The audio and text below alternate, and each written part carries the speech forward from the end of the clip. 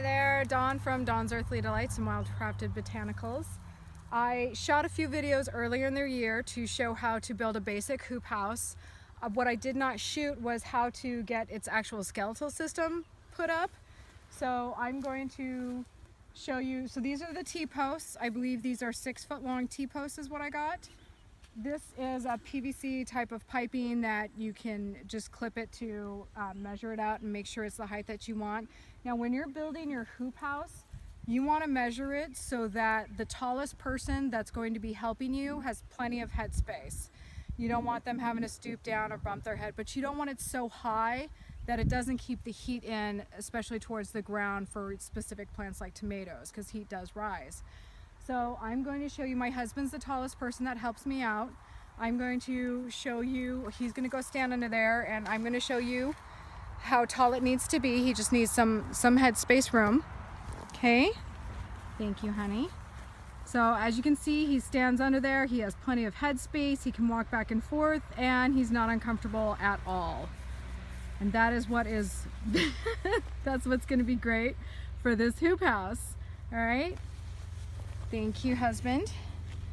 So I'm going to show you now how exactly I put this together. I have some 75-pound zip ties. They're a little long, but I want them for the weight bearing. This is the PVC piping. It comes in a roll. You can price it out and buy it for your area. If you're doing this by yourself, you actually can do it, but you have to learn how to balance things on your head. So as you can see by these ones, I have the piping on the inside. And so also by these ones, I want you to make sure that when you're putting the zip ties in, you're putting them underneath these ridges, so that way they stay tacked down and they don't pop off. So putting it on the inside, I am literally going to balance it on my head.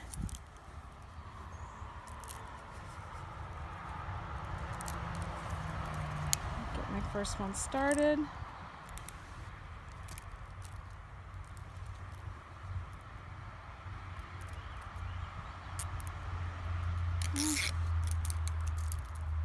There's one.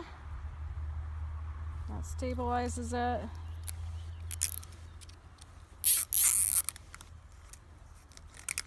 And there's two. And I'll tighten these down in a little bit later. I want to make sure I have everything relatively the same height.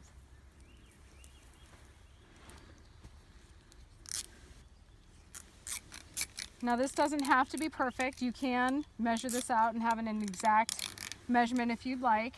What I do is I lay the T-posts down in front of each other to measure out my basic length, and then I do them crossways to measure out my basic width.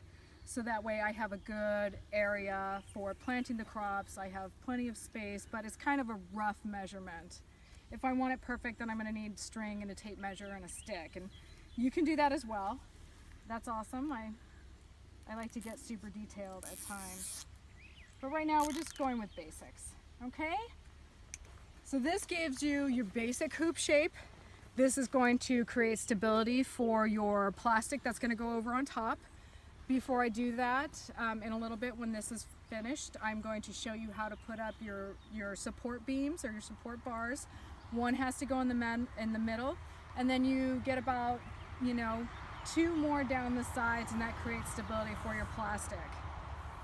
And that way it doesn't bash in and out. And you can also put chicken wire if you really want this to go for a long period of time. You can put chicken wire over the whole thing, even just over up to about this section. And that really stabilizes your plastic during super rainy seasons, which in the Pacific Northwest we have that a lot. All right, so this is your skeletal system. I'll get back to you with the support beams and the plastic, and we'll see you soon. Thanks, bye.